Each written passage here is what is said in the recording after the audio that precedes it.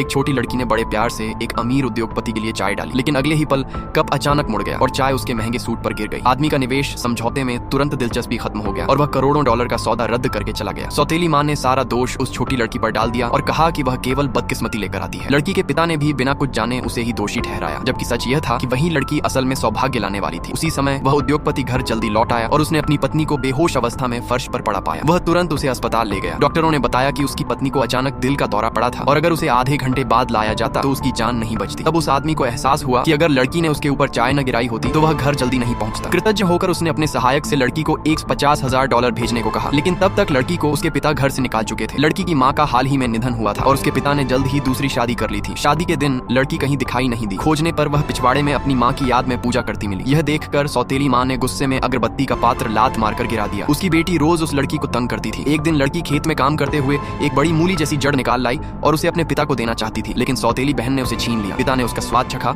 और पाया कि वह असल में बहुमूल्य जिनसेंग था। उन्होंने समझ लिया कि सौतेली बेटी ही भाग्यशाली है। उस रात खाने की मेज पर सौतेली बेटी को चिकन की टांगे मिली, जबकि छोटी लड़की को केवल चिकन का सूप दिया गया। बाद में जिनसेंग की वजह से परिवार की मुलाकात उसी अमीर उद्योगपति से हुई। गांव का दौरा करने के बाद उसने $1 करोड़ का निवेश कर जिनसेंग की खेती का बड़ा केंद्र बनाने का फैसला किया, लेकिन समझौते पर हस्ताक्षर से ठीक पहले छोटी लड़की से गलती से पानी गिर गया और वही घटना हुई जिससे शुरुआत हुई थी। कुछ समय बाद उद्योगपति द्वारा भेजे गए $150,000 परिवार को मिल गए। उन्होंने फिर से यह मान लिया कि सौतेली बेटी ही भाग्यशाली है। 6 महीने बाद जिनसेंग बेचकर परिवार खूब अमीर हो गया, लेकिन छोटी लड़की को पूरे घर की नौकरानी बना दिया गया। एक दिन उस पर झूठा आरोप लगाया गया कि वह सौतेली बहन को नदी के किनारे ले गई थी। पिता गुस्से में आ गए और उसे घर से निकाल दिया। मजबूर होकर लड़की अपनी मौसी के पास चली गई। मौसी उसे रखना चाहती थी, लेकिन उनके पति ने गरीबी और सूखती हुई जिनसेंग की फसल का हवाला देकर विरोध किया। तब लड़की ने विश्वास से कहा, अगर बारिश हो जाए तो सब ठीक हो जाएगा। उधर उसके पिता जिनसेंग सुखाकर बेचने की तैयारी कर रहे थे। तभी अचानक मूसलाधार बारिश शुरू हो गई और तेज हवाओं ने उनकी सारी जिनसेंग की फसल उड़ा दी। अपनी क्रूरता का फल उन्हें मिल चुका था। वहीं मौसी के घर की जिनसेंग की फसल बारिश की वजह से बच गई। कुछ समय बाद वही उद्योगपति कई अंगरक्षकों के साथ जिनसेंग खरीदने वहां पहुंचा। जब उसे पता चला कि उस छोटी लड़की को उसके परिवार ने घर से निकाल दिया है